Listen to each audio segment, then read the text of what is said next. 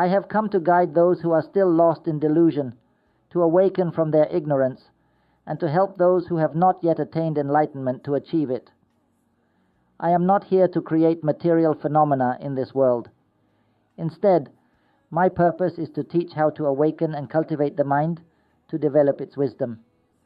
Therefore, my focus is solely on the mind, as Dharma is inherently present within it. The Buddha himself emphasized the importance of the mind above all. All Dharma exists within the mind. Do not concern yourself with external Dharma or the superficial aspects of the teachings.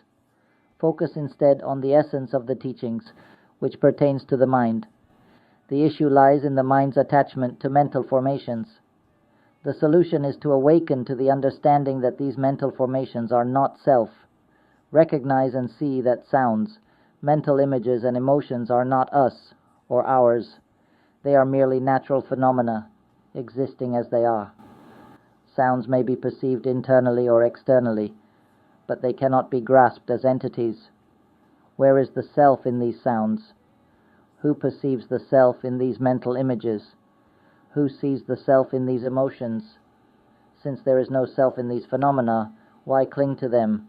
If they are joyful, let them be. They have no self and no owner. Happiness and suffering arise due to their causes and conditions, and this has been the case from their inception to the present moment. They simply exist as they are, thinking, imagining, experiencing joy, suffering, neutrality, or tranquility. These are all aspects of nature. What more can be expected from nature itself? The body is the same. It exists as it does. It is born, ages, experiences pain, and ultimately decays. This is its natural course. What more can we expect from nature? We only need to understand this fundamental truth and come to accept it fully within our hearts. Let the mind reach this understanding and embrace it. When the mind truly accepts this understanding, it will experience a profound sense of clarity and ease. Tears may flow as we realize that there is nothing that is truly us. We will encounter emptiness and purity, a crystalline clarity that shines with brilliance, extending to the edges of the infinite universe. This is the essence of liberation and ultimate wisdom in Dharma.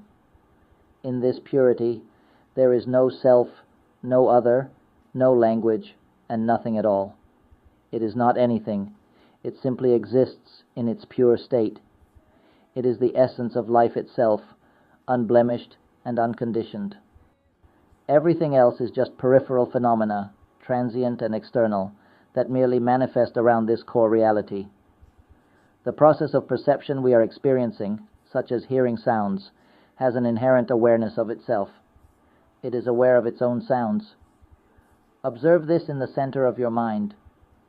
You will sense that it is aware of its own awareness. The exact location of this awareness is unclear, and the precise location of the sound is also uncertain. It is simply something that appears to be known. When examined closely, sounds have no tangible form. They are merely what they are. There is only something that appears, which the mind becomes aware of. That something has no shape or self. In essence, it is simply the nature of its own existence. It cannot be described as anything specific. It is simply nature itself. One might call it the essence of Dharma, or just nature. It is what it is, existing in its own way. To perceive this Dharma is to see the Tathagata, the Buddha, itself. The Tathagata represents the inherent nature of all things, existing as they are. Mental images, emotions, and states of awareness each exist in their own way. They are what they are, continuously present and known. They have always been known, in every moment of consciousness. There is no need to practice mindfulness, because awareness is always inherent. There is no need to practice meditation, because this constant awareness is already established. There is no self, no individual, and nothing that truly exists as a separate entity.